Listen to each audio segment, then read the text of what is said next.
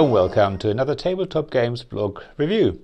Today we're looking at subQuark's Mint Tin Mini Skulduggery, a 1 to 4 player dice rolling game. Very light complexity, I'd say 1 out of 5, so probably ages 10 or above, maybe even younger. It's lots of fun, lots of dice rolling, and it's absolutely beautiful. Just look at the components and all that. It's gorgeous, hand embossed tin. It fits into your pocket very easily. So you can take it with you anywhere, you can play it anywhere. So what's this about? Let's have a look. What comes in the tin? We have a coin, we'll come to that later. We have some 3 dice. We can get them out, there we go. 1, 2 and 3. And then lots of different skulls. Now every player starts with 1 skull. Let me move that over there. And we'll just set up a little sort of 2-player game. Coin goes back in the tin. And to start with, every player, let's put that skull away as well. Every player rolls a dice. Person with a high dice starts, and that person rolls a dice again. And whatever number they roll is the so-called spirit number. Now, the first player rolls all 3 dice. And every time they roll at least 1 spirit number, so in this case the 2 was the spirit number, they get 1 point for 1 spirit number. If they rolled 2 of a kind, 2 spirit numbers, they would have gotten 5 points.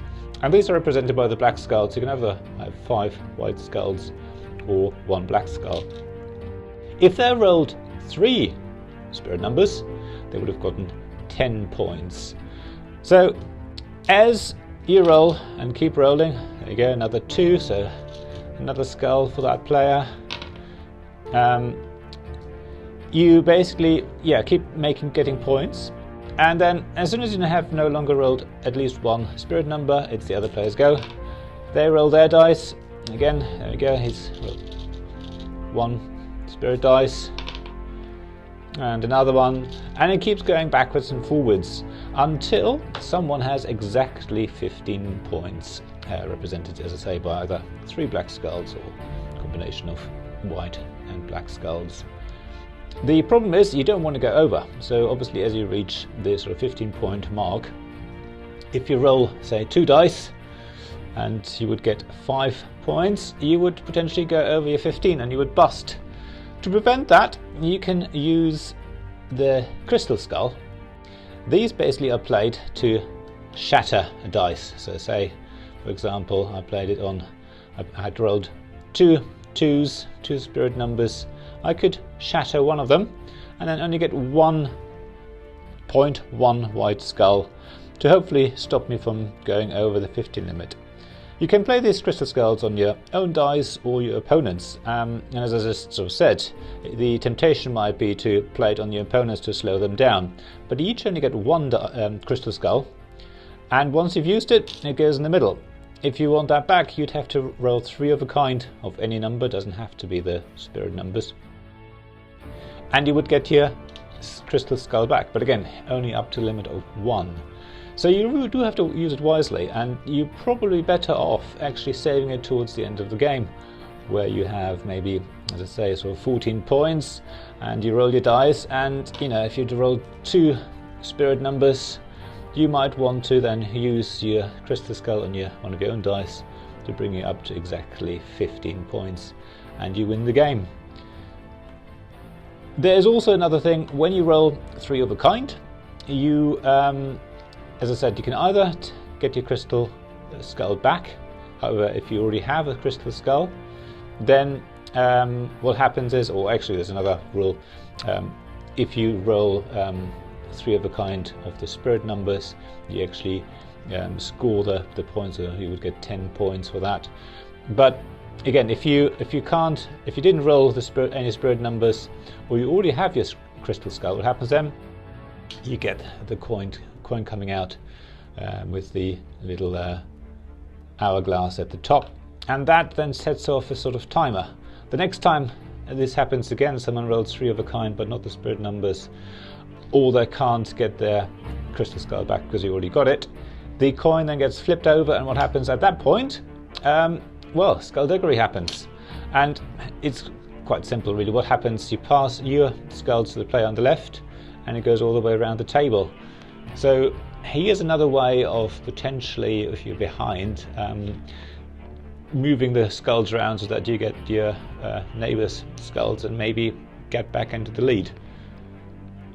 It's all very simple. There's a couple more rules, but overall this is really the weight of the game. Very light, lots of dice rolling, so lots of luck. I mean, for people obviously who don't like dice chucking games, dice rolling games, this isn't for you, but it is very light. And look at the size, it's just, you know, a tiny mint tin, one of the smaller tins.